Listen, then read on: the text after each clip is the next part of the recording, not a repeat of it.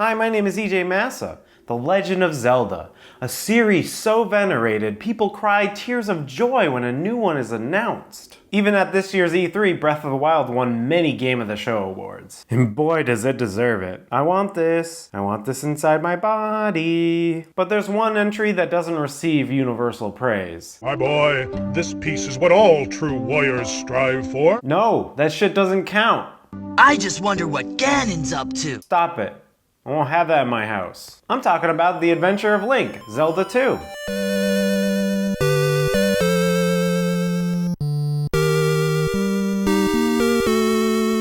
It's often considered the black sheep of the Zelda series. But those people are idiots. It's a video game, not a sheep.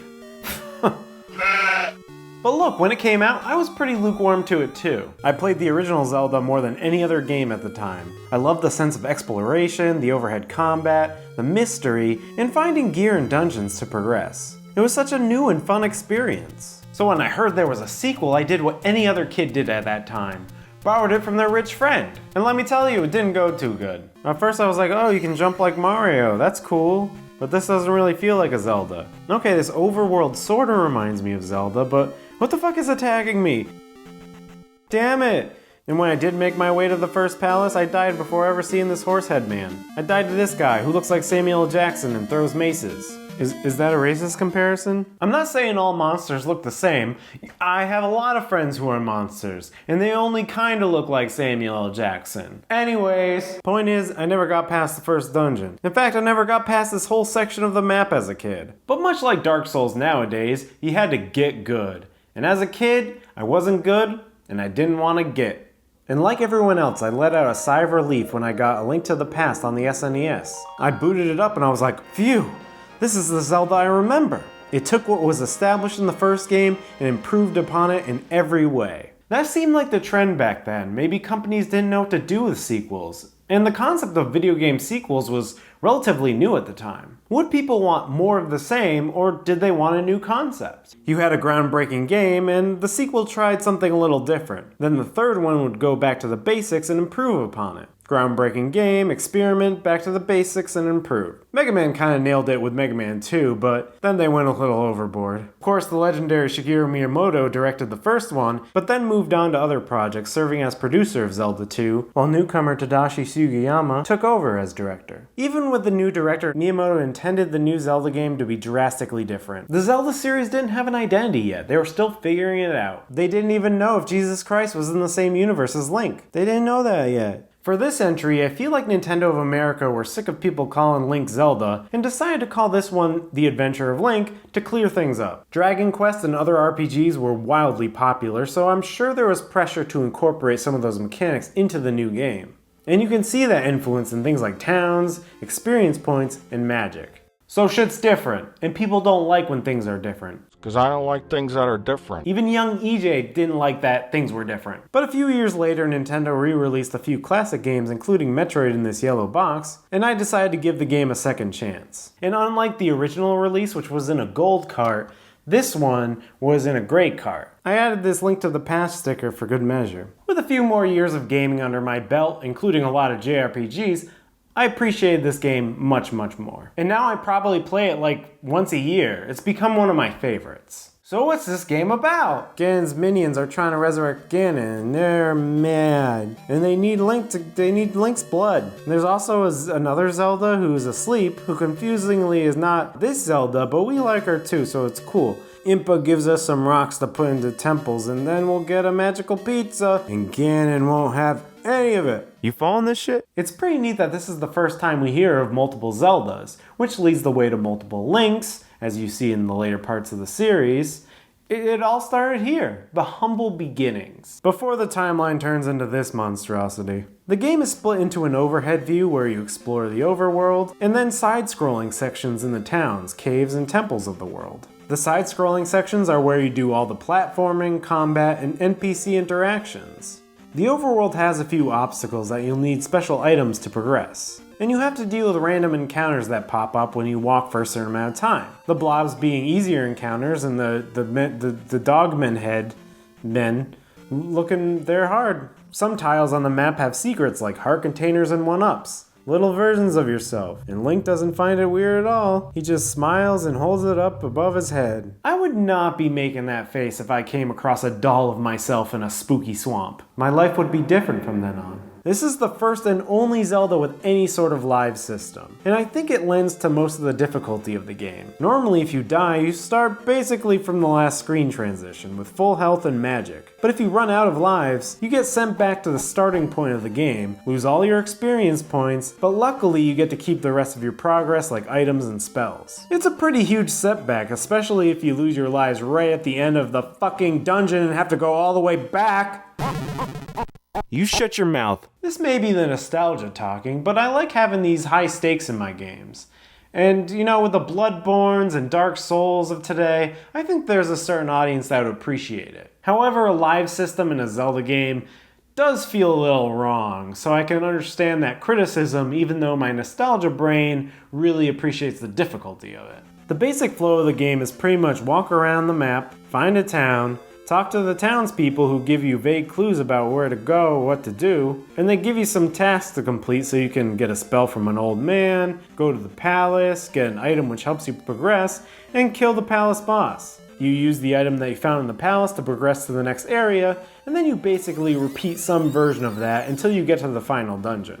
Some criticisms of this game is that it's obtuse, and the village people are dumb and confusing. I am Error. That makes no goddamn sense. Actually, he's just telling you his name because later you talk to a dude who's like, talk to Error, bro. And when you do, he says something different than I am Error and gives you a clue. I think for the most part the villagers are quite helpful and tell you some good information about where to go or solid hints. At least more so than the villagers in Castlevania 2 who are just fucking liars. Yeah, I don't think that's true. Laurels in your soup? Oh, fuck off. Graveyard duck? What? Now, I'm not saying the villagers can't be totally unhelpful. Hey, do you know where I should... Hello. Okay. Hey, do you know where I should... Hello. Okay, thanks. Sorry, I know nothing. Who is this chick? Jon Snow? I do admit some of the town puzzles are a tad obtuse. Like this woman who lost her mirror. You find it under this table in this house, but there's no indication to search for things there. Maybe the clue is that the house is empty, and you're supposed to just slash around. Or maybe they figured they need to sell a few Nintendo powers. Granted, it's for the life spell, which is technically optional, but still very important. And like, say if this is the only game you got for like months and months as a child, then you'd probably have enough time to figure it out. That was a popular tactic in the NES days, artificially extend the life of the game with difficulty. There's a few things I know how to do in this game, and I'm not really sure how I know how to do them. They seem a tad obtuse, and it's probably because I played the shit out of this game. I almost wish I could play it without all my previous knowledge and see where I get stuck. But there's no way you can do that. I can use alcohol to forget, but I can only use it to forget the horrible things I've done. Let's talk about combat. I think what makes this game so compelling to me is the combat. It's what keeps me coming back for more. Each enemy kind of feels like its own puzzle. Yeah, blobs are pretty basic, you just crouch and stab, but some of the enemies you have to find the chink in the armor and come up with a strategy to defeat them. These iron knuckles are my favorite for that reason. You can cheese them by doing this jump slash technique. You know, just like a real medieval knight. It's historically accurate and technically correct. This is how every knight fuck. But these enemies also seem to be reading your inputs and responding to your button presses, which makes them feel a little more sophisticated than other enemy AI from the time. For some reason I have trouble with these bat fuckers. Damn it. Damn bats. I just have trouble with bats in games. Even Ocarina of Time I had trouble with bats. The fire ones. And I try to hit them, but they burn my shield, you... Ugh.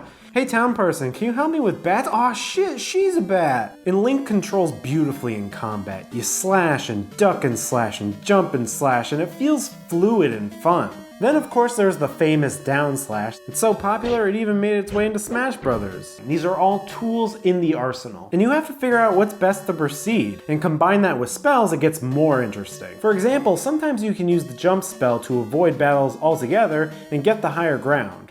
I have the high ground! Or if you're sick of an entire area, you use the fairy spell and fly over the whole damn thing. Fuck this. But of course you have to be careful about using magic because it's a limited resource, so you have to be strategic about its use. Sometimes you'll be out of magic when you need it to progress. The amount of options that you have and how you tackle a situation is still fun to me.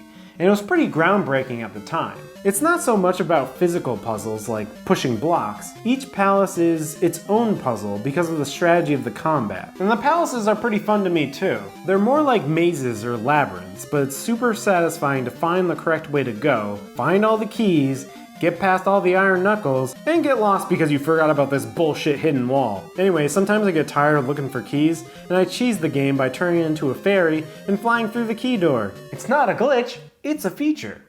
Right? Right?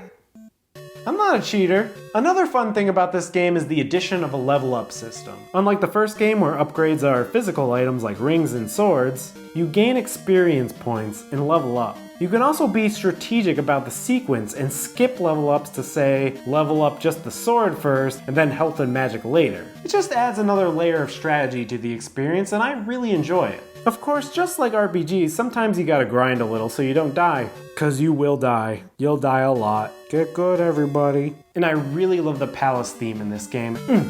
Love that tune. So to me, the adventure of Link is just that, a great adventure. You have to explore a lot to figure out where to go, or keep a GameFAQs tab open. You have to deal with some trial and error, and figure out how to approach every enemy, and you'll probably die, and grind a lot. Oh wait, did I mention the last boss is a racist Indian chief? So okay, it's not a perfect game by any means, but I think if it had a Super Nintendo sequel, it could have ironed out all of those frustrating and obtuse parts and become a great game. Kinda like how Link to the Past ironed out all the frustrating aspects of Zelda 1.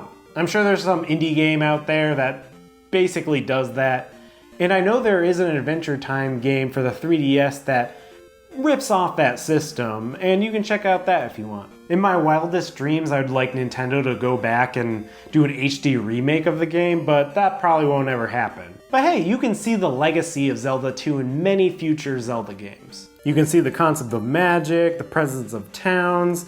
Zelda 2 is also the first appearance of the Triforce of Courage, Dark Link, who sucks in this game but made iconic appearances in many other entries. They even have side-scrolling sections in the Game Boy games. Plus, it had a jump button before Breath of the Wild. Suck it, Breath of the Wild. I'm just kidding, Breath of the Wild. Come to me. Okay, I'm done now.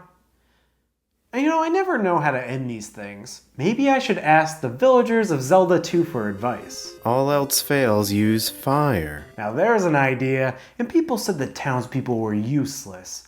Bye, everybody.